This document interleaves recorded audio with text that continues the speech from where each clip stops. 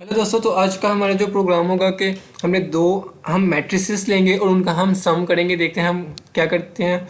तो हमने Dev C plus plus मैंने ओपन कर लिया अपना क्विकली। ओके, मैं न्यू फाइल क्रिएट कर ली और सम ऑफ टू मैट्रिसेस के नाम से मैं इसको सेव कर लेता हूँ। ठीक है। ओके, इंट मैं टू मैट्रिसेस लूँगा। सबसे पहले हम एक मैट्रिक्स लेते हैं। अब देखें इसका नंबर ऑफ़ रोज़ क्या होंगी, नंबर ऑफ़ कॉलम्स क्या होंगी। आप खुद भी सबसे पहले सपोज कर सकते हैं और यूज़र से भी इनपुट ले सकते हैं। मैं क्विकली आपको पहले खुद से हम ले लेते हैं। 3 by 3 का एक मैट्रिक्स लेते हैं और उसके अंदर पहली रो में हम लिख देते हैं 1 1 1। ओके, उसके बाद दूसरी रो में भी 1 1 1 और तीसरी में भी 1 1 1। ठीक है, ये हमारे पास एक मैट्रिक्स है। अब हमने एक और मैट्रिक्स लेना है। ठीक है, int A is equal to 3 by 3 और हम ऐसा करते हैं यही इनपुट लेते हैं और देखेंगे अगर हमारे पास आउटपुट में तमाम मैट्रिक्स की तमाम एलिमेंट्स में आंसर में 2 आता है या नहीं आता। ठीक है, अब इसके लिए एक बात ये लाजमी है कि number of rose should be same, number of columns should be same. ठीक है, इंट एक मिनट बी, इंट सी का एक मैंने मैट्रिक्स ले लिया, इसका भी 3 by 3 का मैं एक मैट्रिक्स बना लिया। अब मुझे इन दोनों का सम करना है तो मैं एक लूप चलाऊंगा नंबर ऑफ रोज तक, i less than 3, i plus plus 4, int j is equal to 0, j is less than 3, j is plus plus.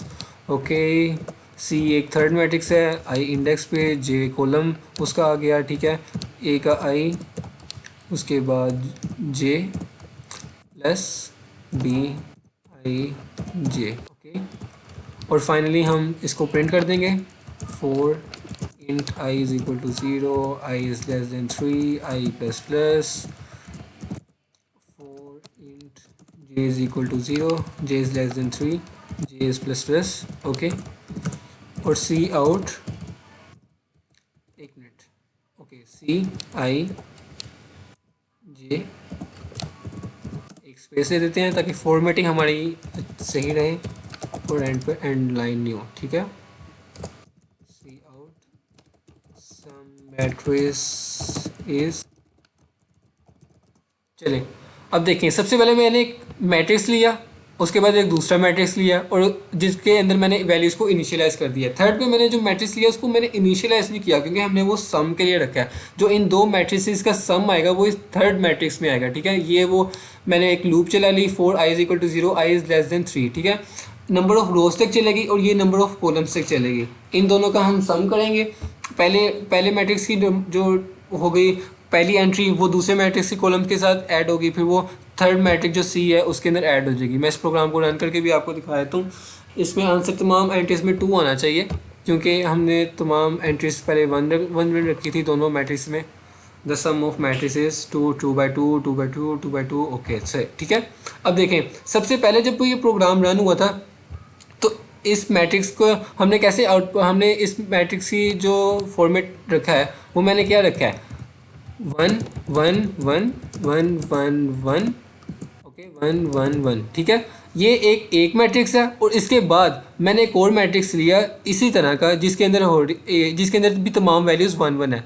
तो ये पहली 1 दूसरे मैट्रिक्स के पहले 1 के साथ ऐड होगा, ये 1 दूसरे मैट्रिक्स से दूसरी एंट्री के साथ ऐड होगा, फिर तीसरा जो 1 है वो तीसरे कॉलम पे जाएगा और उसके साथ होगा। ठीक है, और इसी तरह दूसरे रो पे आएगा पहली रो पे। ठीक है, ये लूप के अंदर हम देखते हैं कि ये किस तरह हुआ है। ठीक है, सबसे पहले आई में 0 था और जे में भी 0 था, आई में भी और जे में भी 0। ठीक है, उसके बाद हमने देखा कि आई तो वही रहा यानी नंबर ऑफ़ रो तो वही रही मगर नंबर ऑफ़ कॉलम चेंज हो जाएगा यानी जे। ये इनर लूप जो है हमेशा आप मैट्रिक्स में देखेंगे, चाहे वो डायनेमिक मेमोरी एलोकेशन हो रही हो या सिंपल हम स्टैक के लिए कर रहे हो, तो हमेशा इनर लूप जो होगी वो नंबर ऑफ कॉलम्स के लिए चलती है और जो आउटर लूप होगी वो नंबर ऑफ रोज से चलती है। आई लेस देन 3 3 मैंने क्यों रखा क्योंकि हमारे पास नंबर ऑफ रोज जो है वो 3 हैं और यहाँ पे मैंने यहाँ पर कॉलम में 3 क्यों रखा क्योंकि हमारे पास नंबर ऑफ कॉलम्स भी 3 हैं।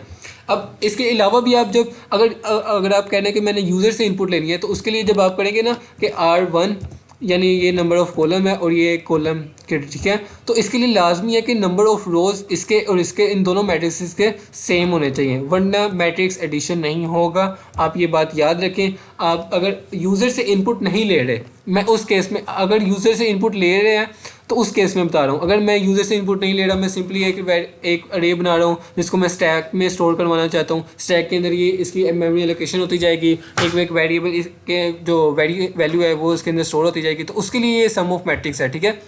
और हमने ये जो आउटपुट के लिए सम ऑफ मैट्रिक्स लाई, ये नंबर ऑफ रोज 3 हैं, तो ये 3 को रोज के लिए चलेगा। उसके बाद ये आउटपुट जस्ट प्रिंट करता जाएगा और आगे एक स्पेस जो आपने देखी थी रोज के लाइन में वो है।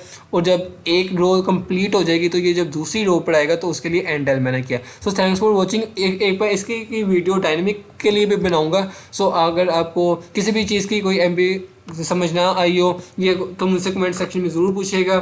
मैं अगर आपको कोई प्रोग्राम नहीं समझ आ रहा तो उसके बारे में मुझसे ज़रूर पूछिएगा, मैं उसके ऊपर एक वीडियो पोस्ट कर दूंगा तो आपको समझ आ जाएगी हेल्प। So thank you.